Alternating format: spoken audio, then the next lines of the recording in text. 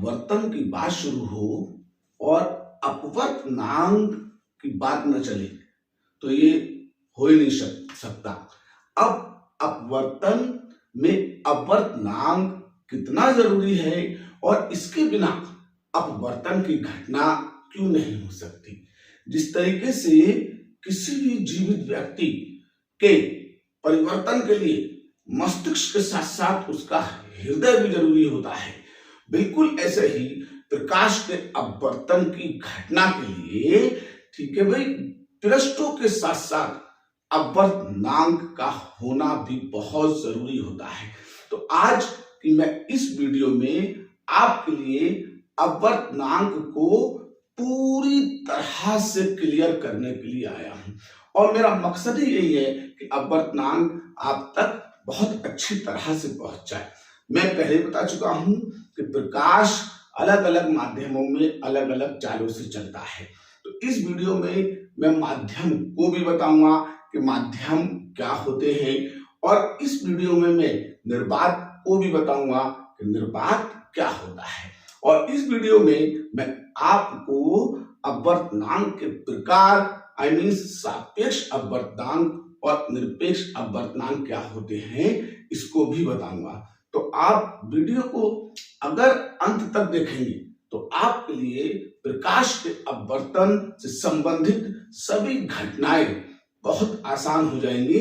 सिर्फ आप इस जानकारी को एक बार बहुत अच्छी तरीके से सीख लीजिएगा। चलिए हम आगे की तरफ बढ़ते हैं। तो हम आपको बताना चाहेंगे कि अपवर्तनांक की अगर डेफिनेशन दी जाए तो वो डेफिनेशन क्या है। एक तो पहले हम इसका जर्नल परिभाषा को आपके सामने पेश करें।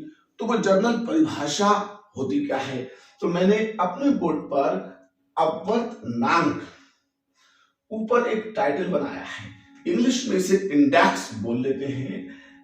फिर मैंने इनवर्टेड कॉमास के अंदर दो माध्यमों में चालों का अनुपात अपवर्तनांक कहलाता है।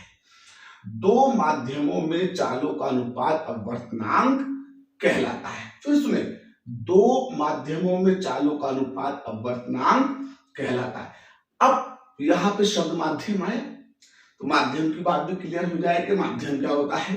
ठीक है, अगर किसी जगह में या स्पेस में कोई पदार्थ स्थान घेरता है, क्या घेरता है, स्थान घेरता है, वहां पर उसके आयतन की उपस्थिति होती है, तो फिर वो माध्यम कहलाता है। क्या कहलाता है, माध्यम कहलाता है। तो अब दो माध्यमों में चालों का अनुपात अपवर्तनांक कहलाता है। तो इसका मतलब जब प्रकाश किरण चल रही होगी तो वो अपनी क्या करेगी, चाल को बदलेगी भी और एक माध्यम से दूसरे माध्यम में जाएगी भी।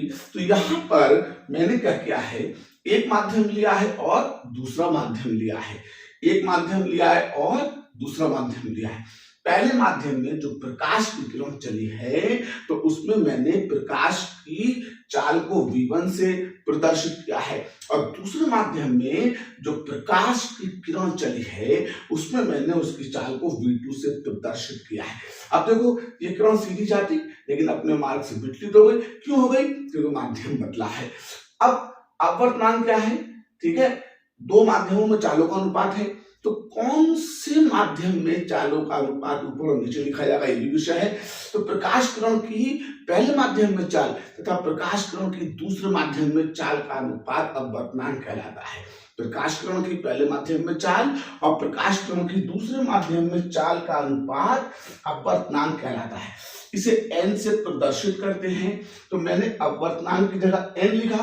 अब n की दो टांगे थी, n की क्या टांगे थी, दो। तो पहली टांग पर उस माध्यम को लगाते हैं जिससे प्रकाश किरण चलकर आती है और दूसरे माध्यम को उस टांग पर दूसरी टांग पर लगाएंगे जिसमें प्रकाश किरण चलकर जाएगी।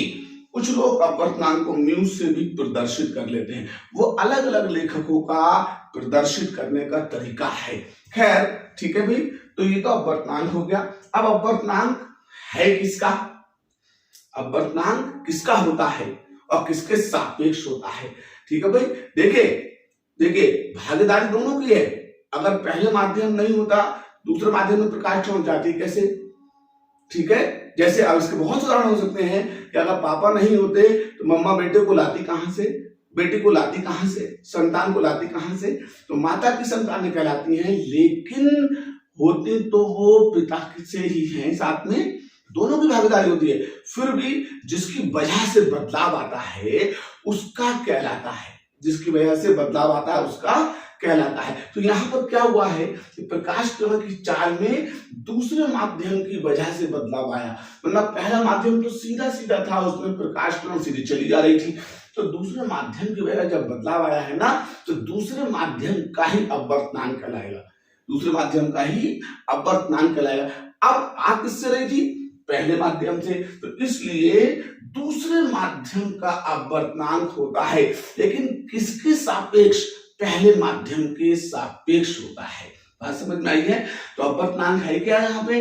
जर्नल आपसे कोई पूछे तो आप कहिएगा पहले माध्यम में प्रकाश किरण की चाल और दूसरे माध्यम में प्रकाश किरण की चाल का अनुपात अपवर्तनांक कहलाता है। अब वो पूछे अपवर्तनांक किसका होता है, तो आप जवाब दीजिए जिसमें प्रकाश किरण जाती है उसका अपवर्तनांक होता है। और किसके सापेक्ष होता है? जिससे प्रकाश किरण जाती है उसके सापेक्ष होता है, इसलिए दूसरे माध्यम का पहले माध्यम के सापेक्ष क्या होगा? अपवर्तनांक होगा। अब आइए आगे की तरफ, क्या अपवर्तनांक कितने प्रकार के होते हैं? अपवर्तनांक कितने प्रकार के होते हैं? तो अपवर्तनांक आपके दो प्रकार के होते हैं। एक अपवर्तनांक, इधर देखिए तीर का निशान लगाया है, तो ये सापेक्ष अपवर्तनांक कहलाते हैं, सापेक्ष अपवर्तनांक। तो सापेक्ष अपवर्तनांक क्या होते हैं पहले हम इसको समझें।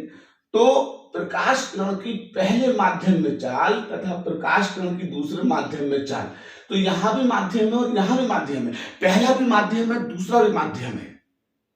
देखो ध्यान से, प्रकाश किरण की पहले माध्यम में चाल तथा प्रकाश किरण की दूसरे माध्यम में चाल के अनुपात को दूसरे माध्यम का पहले माध्यम के सापेक्ष अपवर्तनांक कहते हैं। ठीक है भाई, तो इसमें क्या हुआ? सापेक्ष अपवर्तनांक में प्रकाश की किरण माध्यम से माध्यम में जाएगी, और जब माध्यम से माध्यम में जाएगी तो हम किसकी तरफ जाएंगे? सापेक्ष अपवर्तनांक की तरफ जाएंगे, और वो क्या कहलाएगा? दूसरे माध्यम का पहले माध्यम के सापेक्ष अपवर्तनांक कहलाएगा। यहां मैंने दो चित्रों में इस चीज को क्लियर करने की कोशिश की है, ठीक है, इसकी आइडेंटिफाई को बताने की कोशिश किया है आपको। क्या किया है? इस वाले चित्र में ऊपर मैंने एयर लिया है, नीचे वाटर लिया है। इस चित्र के अंदर मैंने ऊपर वाटर लिया है, नीचे ग्लास लिया है। दो माध्यम तो हो गए, एयर भी एक माध्यम है, वाटर भी एक माध्यम है, ग्लास भी एक माध्यम है। तो इसमें प्रकाश किरण एयर से वाटर में गई है, तो प्रकाश किरण की एयर में चाल और प्रकाश किरण की वाटर में चाल के अपवर्तनांक का, चालों का अनुपात अपवर्तनांक कहलाएगा। लेकिन किसका कहलाएगा? वायु से जल में गई है तो फिर जल का वायु के सापेक्ष अपवर्तनांक कहलाएगा, और इसे ANW से लिखेंगे। लेकिन इस वाले चित्र में देखें कि प्रकाश किरण जल से कांच में गई है, तो अपवर्तनांक तो वही होगा कि पहले माध्यम में चाल दूसरे माध्यम में चाल का अनुपात, लेकिन कहलाएगा किसका और किसके सापेक्ष? तो जल से कांच में गई है तो कांच का जल के सापेक्ष अपवर्तनांक कहलाएगा। तो ये हो गया सापेक्ष अपवर्तनांक। अब आते हैं हम इसकी तरफ, निरपेक्ष अपवर्तनांक की तरफ। और निरपेक्ष अपवर्तनांक की जब बात होती है ना, निरपेक्ष, तो निर शब्द निर्वात से लिया है और सापेक्ष में से पेक्ष ले लिया है, तो निर्वात और सापेक्ष को मिला के निरपेक्ष शब्द को, ठीक है, एक जन्म दे दिया है। तो निरपेक्ष अपवर्तनांक क्या है? अब हम इसकी तरफ को चलेंगे, निरपेक्ष अपवर्तनांक की तरफ को। अब निरपेक्ष अपवर्तनांक की बात हो तो निर्वात की बात होती है। तो निर्वात क्या होता है?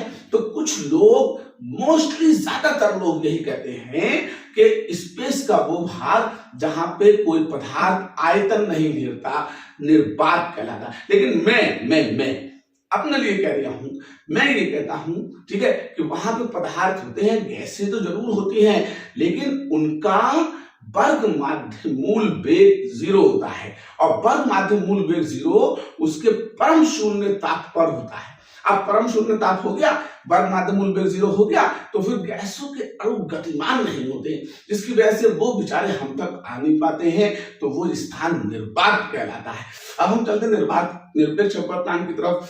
तो मैंने यहाँ लिखा है प्रकाश की निर्वात में चाल, सी से प्रदर्शित करेंगे, कांस्टेंट है, तथा प्रकाश की माध्यम में चाल के अनुपात को माध्यम का निरपेक्ष अपवर्तनांक कहते हैं। निरपेक्ष का मतलब निर्वात के सापेक्ष, निरपेक्ष का मतलब क्या हुआ, निर्वात के सापेक्ष। तो यहाँ दो चित्रों में मैंने इसे क्लियर किया है।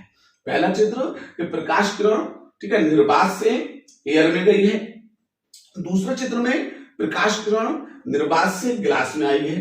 देखिए आप ध्यान से बोर्ड पर कि पहले चित्र में प्रकाश किरण निर्वात से एयर में गई है, दूसरे चित्र में प्रकाश किरण निर्वात से गिलास में आई है।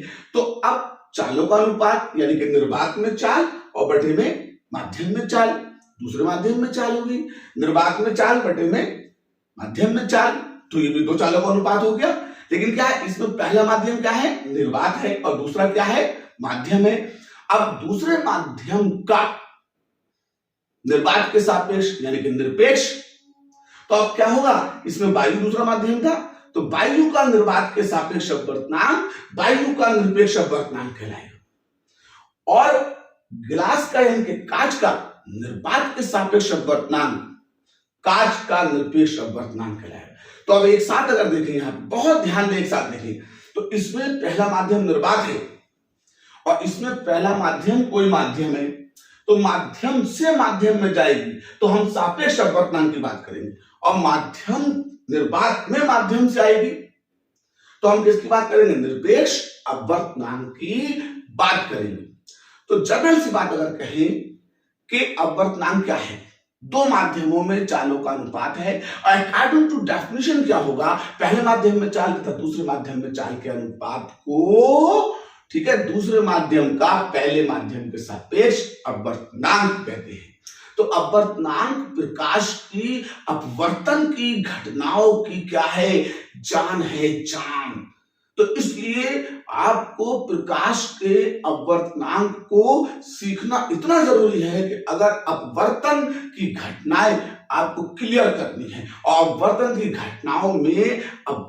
घटनाओं में पृष्ठ से संबंधित अपवर्तनांक, लेंस से संबंधित अपवर्तनांक, प्रिज्म से संबंधित अपवर्तनांक बहुत आते हैं। तो अगर हमें अपवर्तनांक नहीं पता होगा तो फिर अपवर्तन की परिभाषा सीख लेने से हम प्रकाश के अपवर्तन को नहीं सीख पाएंगे। तो उम्मीद करता हूं मैंने अपने इस वीडियो में आपको क्या किया है, अपवर्तनांक के प्रकार और अपवर्तनांक के सापेक्ष और निरपेक्षता को बताया है।